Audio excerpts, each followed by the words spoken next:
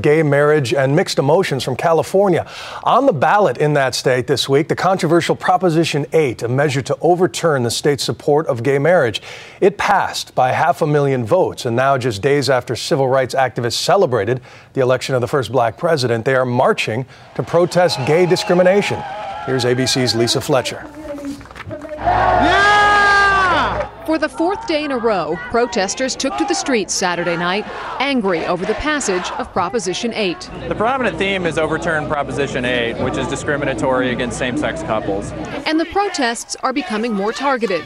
On Friday, protesters surrounded the Mormon temple in Salt Lake City. A similar march was staged at a Mormon temple in L.A. Members of the Mormon Church were reportedly one of the biggest financial supporters of Proposition 8. Some gay rights advocates are now calling for a boycott of the entire state of Utah.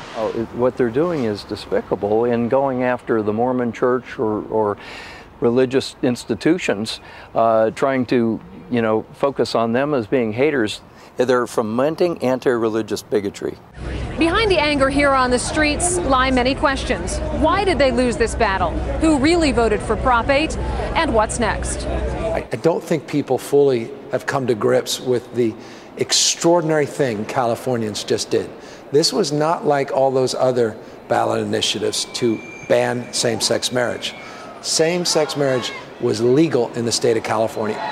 The proposition had strong support in the interior of the state and very strong support among African Americans throughout.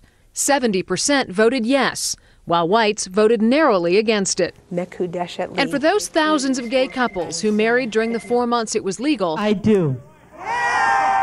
They're left in sort of a marital limbo. I believe that their marriages are valid. Now, the fact that I believe that as Attorney General is one thing. It will depend, of course, on the California Supreme Court. More legal challenges are expected, as are more protests. For Good Morning America, Lisa Fletcher, ABC News, Los Angeles. And joining us now is Ron Buckmeyer, who heads the Barbara Jordan Bayard Rustin Coalition, a black gay rights group in Los Angeles, and his husband, Dean Elzinga. Good morning to both of you. Good morning. Good morning, Bill. So, Ron, how did you feel when you realized the results of this election after the presidential election, then realizing Proposition 8 passed as well? Well, election night was a very bittersweet night in the Elzinga-Buckmeyer household. We were very happy to see President-elect Obama get over the top. But then as the night went on and it was clear that Proposition 8 was going to pass, it was very painful. It was very painful to see that California voters had amended their constitution to declare our marriage invalid and not recognized. And why do you think they did? It seems to me that people did not realize that what an extreme thing that Proposition 8 would do. We have the fundamental right to marry in the state of California, and by popular vote, the people of California decided to strip that right away from us, to carve out an exception that everyone in the state would have the right to marry except for same-sex couples. Personally, I don't believe that civil rights of a minority should ever be subject to a popular vote of the majority. I just think that's wrong, and that's not the democratic republic that we live in and that President Obama would like to see. What's so ironic about this is that the civil rights movement largely began in the church. The same churches that now believe homosexuality is a sin.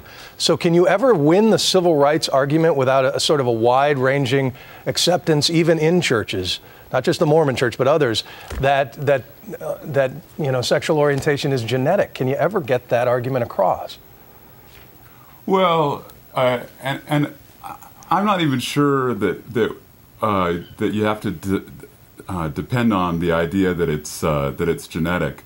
What I do think is that what really heartened me was to see how many religious groups and individuals came out this time and in support of their gay and lesbian and bisexual brothers and sisters and friends and uncles and nephews and voted against this proposition. But to answer your question, why?